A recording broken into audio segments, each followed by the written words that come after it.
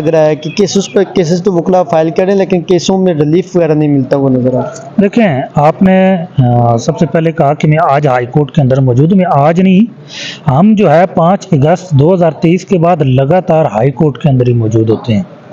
کہیں بھی trial court کے اندر سے کوئی بھی فیصلہ آتا ہے، جتنے بھی فیصلے آتے ہیں ان میں کہیں بھی ایسا نہیں ہوتا کہ وہ قانون یا آئین کے مطابق ہوں، یا جو خان صاحب کے بنیادی آئینی اور قانونی حق ہیں وہ ان کو دیے گئے ہوں، تو اس کے خلاف ہم یہاں اپیل کے لیے آ جاتے ہیں۔ یہاں اسلام آباد ہائی کورٹ کے اندر میں اگر آپ کو فیکٹس اینڈ فگر بتاؤں تو 100 سے زیادہ اپیلیں صرف خان صاحب کی طرف سے دائر ہیں، مختلف جو ٹرائل کورٹس کے ماتحت عدالتوں کے فیصلے ان کے خلاف آئین اور قانون کے مطابق اپنا حق لینے کے لیے۔ تو اسلام آباد ہائی کورٹ کے اندر 100 سے زیادہ ہماری پٹیشنیں خان صاحب کی پڑی ہیں۔ اس حوالے سے عمران خان صاحب نے کل بھی کہا ہے کہ اسلام آباد ہائی کورٹ ہو یا سپریم کورٹ آف پاکستان، وہاں بھی پٹیشنیں ہیں، درخواستیں ہیں، لیکن ان پر سنوائی نہیں ہو رہی، ان پر کچھ سننا نہیں چاہ رہا یا وہ کیس لگ نہیں رہے۔ دیکھیں، قانون کے اندر ایک مقولہ ہے کہ ڈیلے ڈیفیٹ جسٹس، ٹھیک ہے، جتنی تاخیر ہوتی ہے انصاف کا قتل ہو جاتا ہے۔ تو خان صاحب کے لیے انصاف کا قتل کیا جا رہا ہے، ان کے جتنے بھی مقدمات ہیں ان میں جس طرح تاخیر کی جاتی ہے وہ تو پھر انصاف کا مقصد ہی فوت ہو جاتا ہے، پھر تو یہ عمارتیں رہ جاتی ہیں، پھر ایک پروسیجر رہ جاتا ہے، ایک نام ہے عدالت کا بس۔ سوشل میڈیا پہ چل رہا ہے ہمارا کاکر صاحب اور نیف عباس صاحب آپس میں الجھ پڑے ہیں، اس وجہ سے کیسا لگ رہا ہے، کیا کہیں گے؟ دیکھیں جی، دونوں چور ہیں، دونوں لڑیں گے آپس میں۔ ایک فارم 47 کی پیداوار ہے، ایک جعلی اس پہ رہا ہے، غیر آئینی طور پہ اتنا عرصہ وزیر اعظم رہا، اس نے اپنے فرائض بھی نہیں ادا کیے، وہ جن کی طرف سے آیا تھا، دوسرا بھی، دونوں ایک ہی گملے کے دونوں پودے ہیں، تو وہ آپس میں لڑتے رہیں گے۔ وہ جیسے گھر کے اندر برتن ٹکر جاتے ہیں آپس میں، تو یہ ایک ہی گملے کی پیداوار ہیں، تو آپس میں ٹکر رہے ہیں۔ آپ خود بھی لیگل ٹیم کا حصہ ہیں اور ساتھ میں آپ کور کمیٹی کی ممبر بھی ہیں، آپ نے اس پہ دیکھو پارٹی کے جو فیصلے ہوتے ہیں وہ کور کمیٹی کے اندر ڈسکس ہونے چاہیے، نہ کہ سوشل میڈیا پر، نہ کہ میڈیا پر یہ ڈسکس ہونا چاہیے۔ کیا لگتا ہے کہ شہریار رفیع صاحب نے جس طرح کہا تھا کہ ہم مذاکرات کریں گے لیکن آرمی چیف صاحب سے کریں گے، لیکن حکومت جو موجودہ ہے امپورٹڈ حکومت سے نہیں کریں گے، یہ انہوں نے اسٹیٹمنٹ دی ہے۔ دیکھیں، بات یہ ہے کہ جو مذاکرات ہونے ہیں وہ تو فیصلہ سازوں سے ہونے ہیں، کھٹ پتلیوں سے مذاکرات تو ہو نہیں سکتے۔ آپ مذاکرات کرنے ہیں عوام کو اس کے حقوق دلانے کے لیے، اس کے آئینی حقوق دلانے کے لیے، اس کے قانونی حقوق دلانے کے لیے، مینڈیٹ دلانے کے لیے۔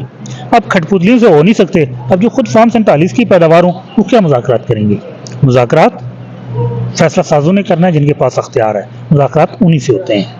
یہ کہا جا رہا ہے کہ چیف جسٹس صاحب کی مدت میں 3 سال کا اضافہ کیا جا رہا ہے، اس سوال سے آئینی ترامیم بھی کی جائیں گی، اس کو کیسا دیکھتے ہیں؟ دیکھیں جی، جو ترامیم کی جائیں گی، جو فائدہ پہنچایا جائے گا، دیکھیں 13 جنوری کو بلے کا نشان چھینا گیا۔ بنیادی مقصد کیا تھا کہ پاکستان تحریک انصاف کو بطور جماعت جو ہے وہ پارلیمنٹ کے اندر سے اس کو منیمائز کیا جائے، اس کا سائز کٹ ٹو سائز کیا جائے، یہ پہلا بنیادی مقصد تھا۔ میجارٹی جو ہے اس کو چھیننے کا، اس کے بعد جس طرح فارم 47 پہ جس طرح لوگوں کو جتوا کے اسمبلی کے اندر لایا گیا، پھر ہماری مخصوص نشستیں ہیں وہ نہیں دی گئیں، اس پہ قاضی صاحب خاموش رہے۔ Qazi sahib is the beneficiary of the extension جو ان کو ملے گی مخصوص نشستوں کی وجہ سے اور بلہ کا نشان چھیننے کی وجہ سے۔ اب یہ قاضی صاحب نے کیا ہے، اب یہ قاضی صاحب نے خود ان چیزوں کو کیا ہے اور خود ان کو جو ہے وہ لیڈ کیا ہے ایز اے چیف جسٹس یا بینچ کے سربراہ کے طور پہ، اور وہ فیصلے دیے ہیں، اور قاضی صاحب ہی اب بدلے میں یہ فائدہ حاصل کریں گے۔ دیکھیں، بلے کا نشان چھیننا ہو، پھر مخصوص نشستوں پہ خاموشی اختیار کرنا۔ آپ یہ دیکھیں، پشاور ہائی کورٹ نے فیصلہ دیا بلے کے حق میں، انہوں نے فوراً اپیل ٹیک اپ کروا کے اس کو رات کو 12 بجے فیصلہ سنایا، آئین اور قانون کے مغائر فیصلہ سنایا، آئین کی دجیاں اڑا کے فیصلہ سنایا۔ اور جب فارم 47 پہ عوام کا مینڈیٹ کی دجیاں اڑائی گئیں، اور پھر مخصوص نشستوں کے معاملات کے اندر جس طرح دجیاں اڑائی گئیں آئین کی، قاضی صاحب خاموش ہیں۔